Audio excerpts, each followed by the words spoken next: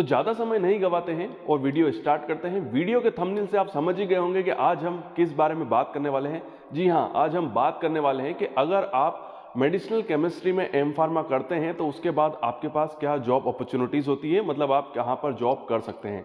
तो सबसे पहला जो प्रेफरेंस होता है या सबसे ज़्यादा जो स्टूडेंट जाना चाहते हैं वो होता है फार्मा इंडस्ट्री की R&D लेबोरेटरीज़ के अंदर। यहाँ पर मैं आपको बता दूं कि फार्मा इंडस्ट्री की जो R&D लेबोरेटरीज़ होती है, मतलब रिसर्च एंड डेवलपमेंट लेबोरेटरीज़, वहाँ पर मेडिसिनल केमिस्ट्री के जो स्टूडेंट होते हैं बेसिकली वो एक्टिव फार्मास्यूटिकल इंग्रेडिएंट्स के डेवलपमेंट के ऊपर काम करते हैं। देखिए, एक्टिव फार्मास्यूटिकल इंग्रेडिएंट आप समझ ही गए होंगे, जो हमारी ड्रग का जो एक्टिव पार्ट होता है उसे हम बोलते हैं एक्टिव फार्मास्यूटिकल इंग्रेडिएंट। जैसे कि पैरासीटामोल टैबलेट के अंदर जो पैरासीटामोल होता है इट इज कॉल्ड एपीआई, जो ड्रग की एक्टिविटी के लिए जवाबदार होता है, जिम्मेदार होता है। तो इसी को डेवलप करने का काम जो होता है वो मेडिसिनल केमिस्ट्री के पर्सन्स करते हैं, या जो मेडिसिनल केमिस्ट्री के पर्सन से मतलब है जो लोग मेडिसिनल केमिस्ट्री के अंदर एम फार्मा करते हैं। दूसरी चीज मैं आपको बता दूं कि जैसे कि आप जानते हैं कि जो एलोपैथिक ड्रग्स होती हैं वो सारी की सारी केमिस्ट्री के ऊपर बेस्ड होती हैं और वो भी मेडिसिनल केमिस्ट्री के ऊपर। तो एलोपैथिक ड्रग्स जो है बेसिकली वो सभी मेडिसिनल केमिस्ट्री के ऊपर बेस होती है, मतलब एलोपैथिक ड्रग्स का डेवलपमेंट जो होता है वो मेडिसिनल केमिस्ट्री के थ्रू ही किया जाता है। तो आप समझ सकते हैं कि मेडिसिनल केमिस्ट्री एलोपैथिक ड्रग्स के अंदर कितना इंपॉर्टेंट रोल प्ले करती है। यहाँ पर मैं एक चीज और आपको बता दूं कि ड्रग की स्ट्रक्चर एक्टिविटी रिलेशनशिप जो होती है, अगर आप बी फार्मा कर रहे हैं और अगर आपने मेडिसिनल केमिस्ट्री पढ़ी है तो आप समझते होंगे कि स्ट्रक्चर एक्टिविटी रिलेशनशिप क्या होती है।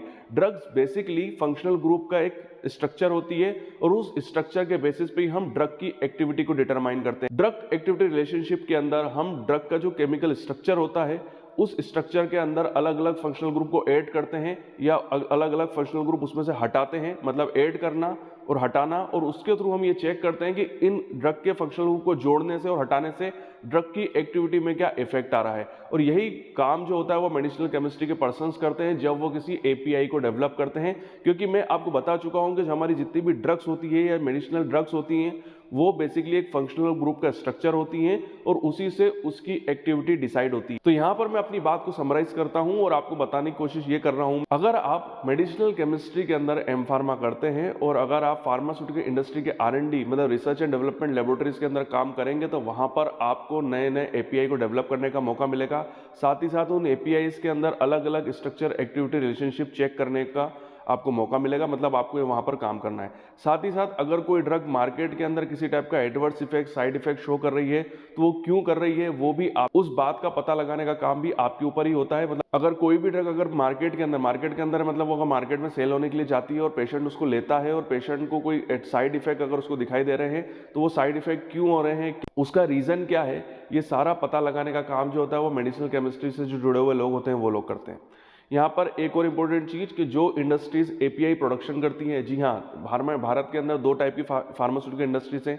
एक वो इंडस्ट्रीज जो कि फॉर्मुलेशन को डेवलप करती हैं, फॉर्मुलेशन बनाती हैं, और एक दूसरी इंडस्ट्रीज जो कि एपीआई सिंथेसाइज करती हैं। तो यहाँ पर मेडिसिनल केमिस्ट्री के जो स्टूडेंट्स होते हैं जो मेडिसिनल केमिस्ट्री से एम फार्मा होते हैं उनको एपीआई के प्रोडक्शन डिपार्टमेंट में भी काम करने का मौका मिलता है। मतलब एपीआई सिंथेसिस जिन इंडस्ट्रीज के अंदर होता है वहां पर जो प्रोडक्शन डिपार्टमेंट होता है वहां पर भी काम करने का मौका मेडिसिनल केमिस्ट्री के स्टूडेंट्स को मिलता है। तो यहाँ पर मैंने आपको बताया कि आप अगर मेडिसिनल केमिस्ट्री के अंदर एम फार्मा करते हैं और अगर आप R&D के अंदर मतलब रिसर्च एंड डेवलपमेंट लेबोरेटरी जो कि फार्मा इंडस्ट्री के अंदर होती है, अगर आपको वहां पर काम करने का मौका मिलता है तो आप वहां पर एपीआई के ऊपर वर्क करते हैं, नए एपीआई को डेवलप करते हैं। अगर आपकी कोई ड्रग मार्केट के अंदर एडवर्स या साइड इफेक्ट शो कर रही है तो वो क्यों कर रही है उसके रीजंस को पता लगाने के ऊपर काम करते हैं, ड्रग के स्ट्रक्चर एक्टिविटी रिलेशनशिप के ऊपर काम करते हैं। साथ ही साथ अगर कोई ड्रग बेसिकली कोई ड्रग हो या कोई एपीआई हो वो सिंथेसाइज स्टेज में है, उसका सिंथेसिस हो रहा है, उसका प्रोडक्शन हो रहा है और वहां पर कोई इंप्यूरिटी जनरेट हो रही है तो वो क्यों हो रही है, उसका क्या केमिकल रीजन है, उसका पता लगाने में आपको काम करना होता है R&D के अंदर।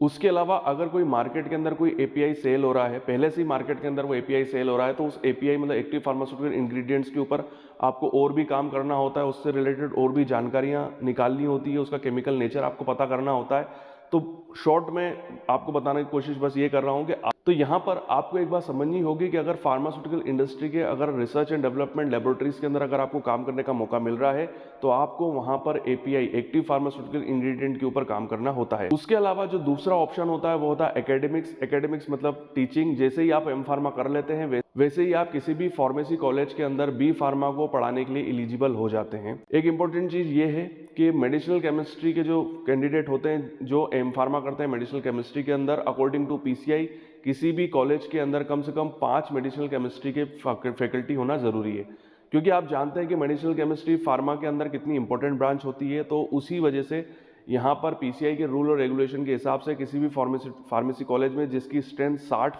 स्टूडेंट्स हैं, मतलब जिस कॉलेज के अंदर एक ईयर मतलब जो एक साल होता है उसके अंदर अगर 60 स्टूडेंट्स के एडमिशन हो सकते हैं तो वहाँ पर कम से कम 17 फैकल्टी रखनी होती है और 17 फैकल्टीज़ में से 5 फैकल्टी आपको मेडिसिनल केमिस्ट्री की रखनी होगी। और मैंने एक चीज़ और बताई थी अपने फार्मास्यूटिक्स वाले वीडियो में, बाकी की 5 फैकल्टी जो होती है वो फार्मास्यूटिक्स की होती है, मतलब 5 मेडिसिनल केमिस्ट्री की, 5 फार्मास्यूटिक्स की और बाकी की जो 7 फैकल्टी होती हैं वो अदर ब्रांचेस की होती हैं। तो यहाँ पर जो लोग एम फार्मा करते हैं मेडिसिनल केमिस्ट्री के अंदर उनको एज ए फैकल्टी जॉब मिलने के चांसेस काफ़ी ज़्यादा होते हैं, क्योंकि मैंने आपको बताया कि अकॉर्डिंग टू पीसीआई कम से कम 5 फैकल्टी किसी भी कॉलेज के अंदर होनी चाहिए बी फार्मा को पढ़ाने के लिए। सेंट्रल गवर्नमेंट की 2 एजेंसीज हैं, सीडीआरआई और डीआरडीओ, वहाँ पर भी आप काम कर सकते हैं और काफ़ी अच्छा सैलरी स्केल होता है। देखिए सीडीआरआई और डीआरडीओ का फुल फॉर्म मैं साइड में दे देता हूँ, तो वहाँ पर देख के आप समझ सकते हैं ये दोनों एजेंसीज कौन सी हैं। एक चीज़ बहुत इंपॉर्टेंट है कि अगर आप यहाँ पर एज ए साइंटिस्ट काम करना चाहते हैं तो आपको यहाँ पर एक रिटन एग्जाम क्लियर करना होगा। रिटन एग्जाम क्लियर करने के बाद आपको यहाँ पर पर्सनल इंटरव्यू देना होगा और उसके बाद आप वहाँ पर एज ए साइंटिस्ट वर्क कर सकते हैं। तो ये काफ़ी अच्छी एजेंसीज हैं और यहाँ पर जो भी साइंटिस्ट की पोस्ट निकलती है तो उसको पता लगाने के लिए आपको इनकी ऑफिशियल वेबसाइट पे जाना होगा।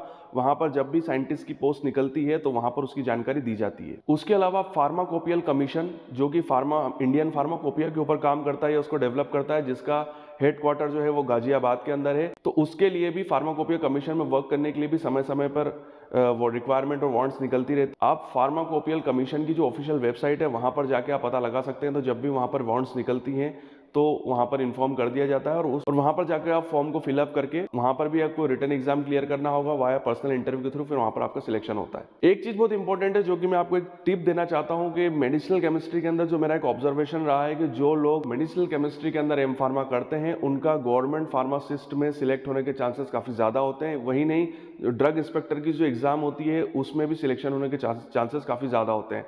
एक चीज़ मैंने काफ़ी देखी है स्टूडेंट्स के अंदर कि वो मेडिसिनल केमिस्ट्री से काफ़ी घबराते हैं और वो मेडिसिनल केमिस्ट्री को अच्छे से पढ़ते भी नहीं है और वो अपना क्लियर भी नहीं कर पाते हैं।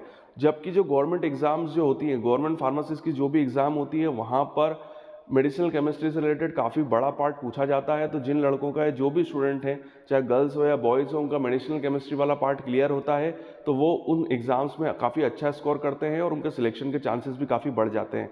तो ये मेरा एक पर्सनल ऑब्जर्वेशन है कि जिन लोगों का मेडिसिनल केमिस्ट्री काफ़ी अच्छा होता है उनका गवर्नमेंट फार्मासिस्ट एग्जाम्स के अंदर क्लियर करने के चांसेस काफ़ी ज़्यादा होते हैं। और ये चीज़ मैंने देखी भी है कि ज़्यादातर अगर आपको किसी भी गवर्नमेंट फार्मासिस्ट के अंदर काम करते हुए लोग मिलेंगे या आपको ड्रग इंस्पेक्टर की पोस्ट पे लोग काम करते हुए ज़्यादातर आपको लोग मिलेंगे तो वो मेडिसिनल केमिस्ट्री से एम फार्मा होंगे। तो ये चीज़ बहुत इंपॉर्टेंट है। तो इस चीज़ में भी आपको फायदा मिलेगा अगर आप मेडिसिनल केमिस्ट्री से एम फार्मा करते हैं। तो यहीं पे मैं ये वीडियो कंप्लीट करता हूँ। ये वीडियो आपको कैसा लगा कमेंट्स में मुझे ज़रूर बताइए। अगर आप चाहते हैं कि मैं इस टाइप के वीडियोस और बनाऊं तो आप नीचे मुझे कमेंट बॉक्स पे नीचे सजेशन दे सकते हैं। तो मैं आने वाले समय पे उन आपके सजेशंस को पढ़ूंगा और उससे रिलेटेड भी वीडियो बनाऊंगा। आपके उज्जवल भविष्य की कामना करता हूँ और यूं ही बने रहिए मेरे साथ।